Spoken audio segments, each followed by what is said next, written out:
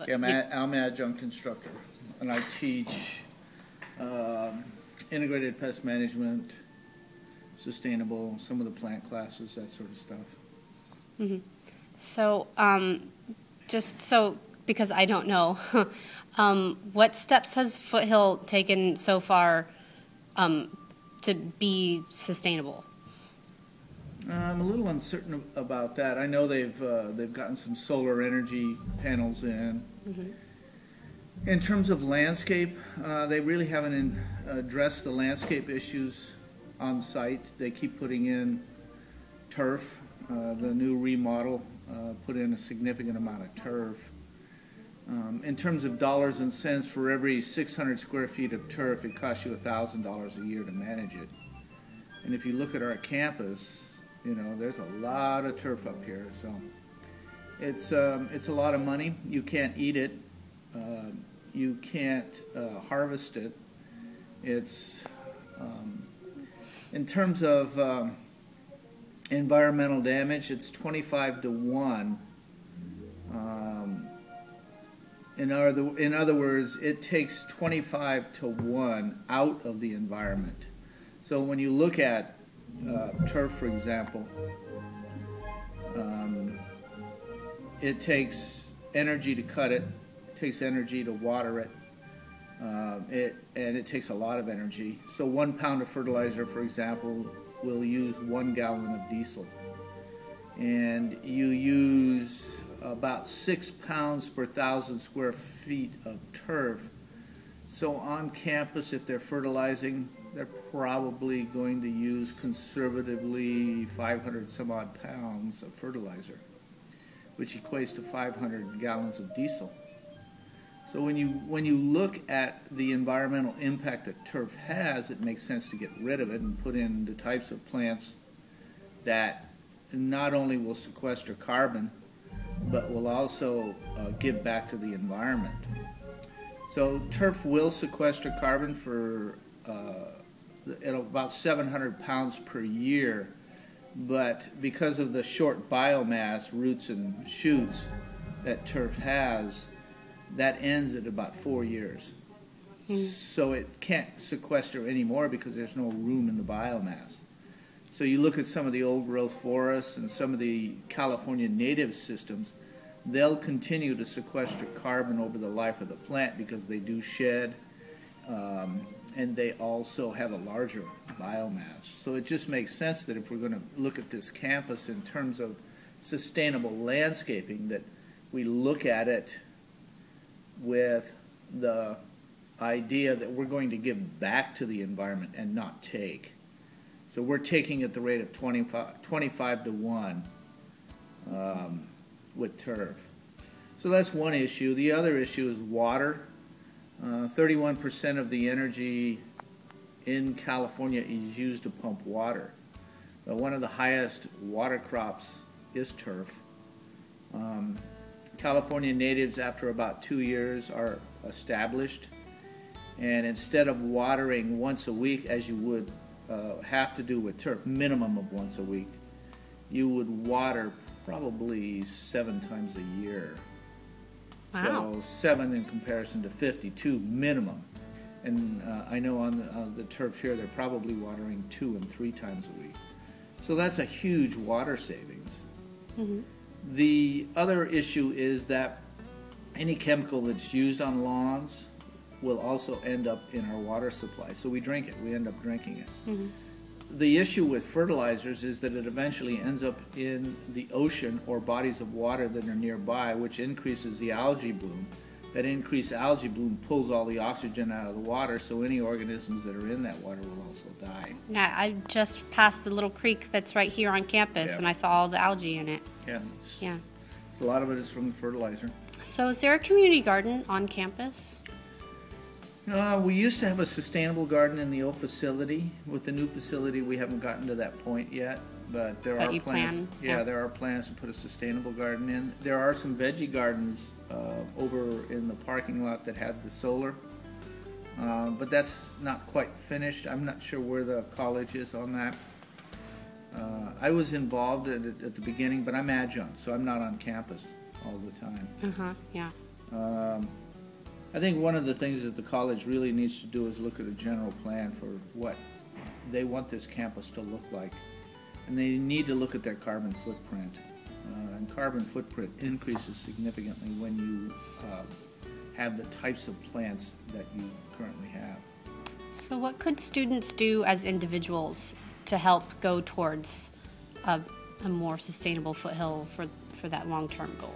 I think with students it's a matter of educating themselves on what their impact is on the environment. You know, everything has a cost. If I were to buy a computer, what's the environmental cost of getting that computer? Sending an email has an environmental cost. You know, there is a certain amount of energy that is lost on sending an email. Printing out an email, do we really need to print out as much as we do? How much paper do we need to print these out when we have a lot of these electronic devices? You know, the iPad, iPhone, Droids, and I'm sure there's others, Blackberries. So we don't really need to do all of that. Carpooling, riding bikes. I think a lot of students can do that. I remember when I was going to school, I rode a bike. I liked it partially, but you know, it just made sense to me because I didn't have a lot of money. Gas prices are going up, so it just makes sense to support a culture that is more sustainable.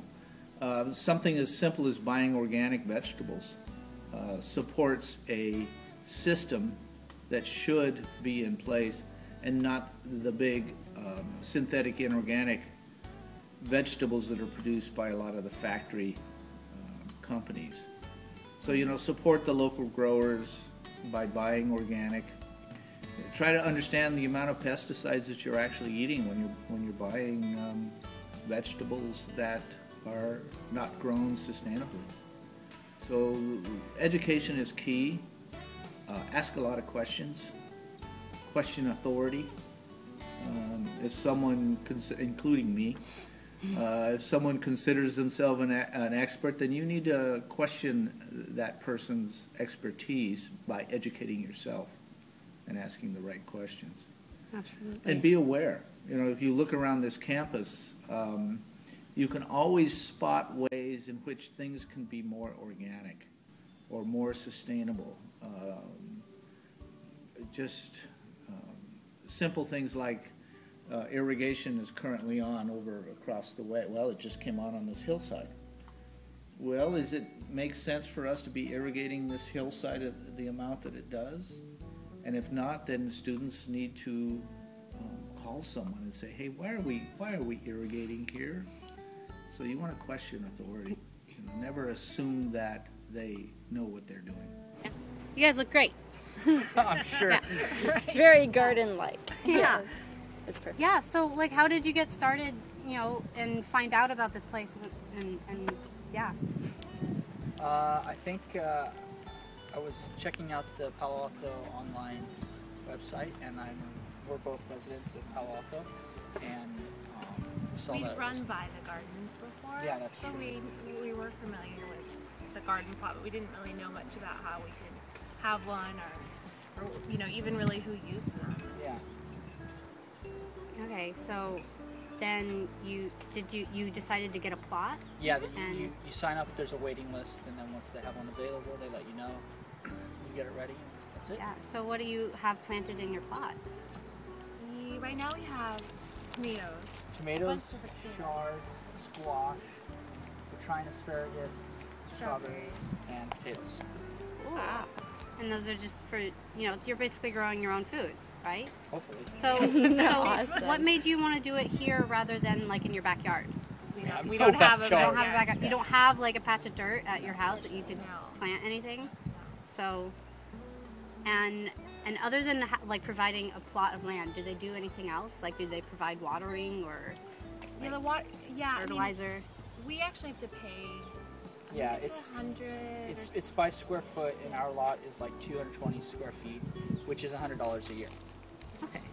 So it's totally affordable. It's not free, but And the it's $100 a year is for the water. Well, and like maintenance, Like fees, rental. general fund. Yeah. Okay. Yeah.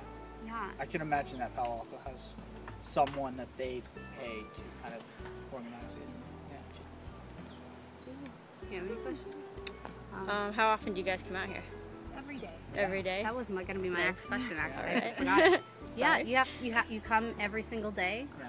That's really great. That's awesome. Well, the watering, they don't allow. They have rules about how you can water it, and they don't allow like an automated system Yeah.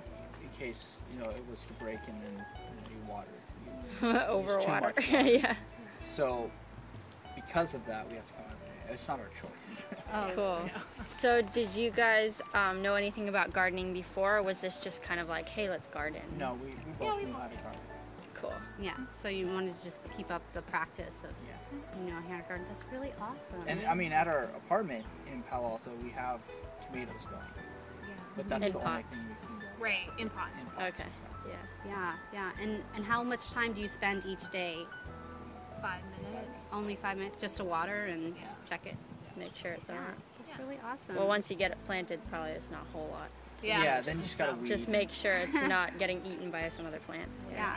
That's Yeah. That's what we want to... My family always composted growing up, but here we're not allowed to use any pesticides or anything. okay. That's what I was gonna ask Yeah. next. So there's no chemicals that we're allowed to use. Just chicken manure. So probably has chemicals in it. From the chickens. Yeah. From whatever they finish. Yeah. That sucks. Okay. Yeah. Cool. Yeah, thank you so much. I think that's all I need. Good luck with your project. Thank Yeah. you.